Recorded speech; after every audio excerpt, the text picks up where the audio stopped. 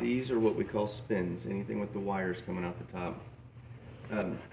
You load them the same way, except for you make sure the wire doesn't go past the end of the rack. You work your way down the rack, just like the baits in the other video.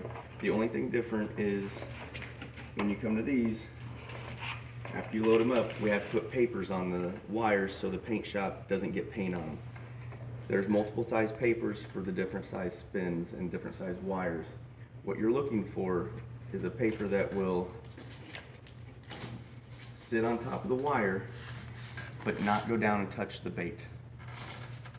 Example would be this wire or this paper.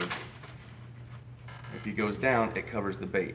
We can't have that back in the paint shop. So we use the paper that will sit on top but not go down and touch. And then once we find that paper,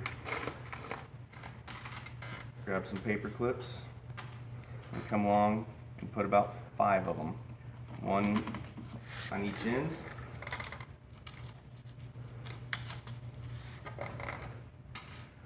One in the middle,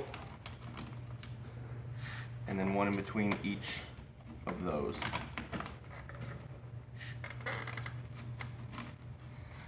This way it holds the paper still. The paper can't go down on top of the bait, so it doesn't get in the way of the spraying when it goes back to the paint shop.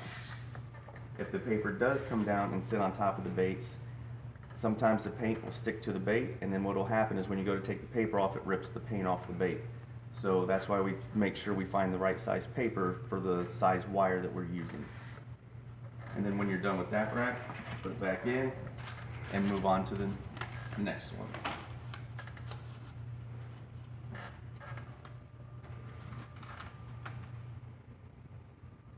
And then you just do the same thing until the case is full.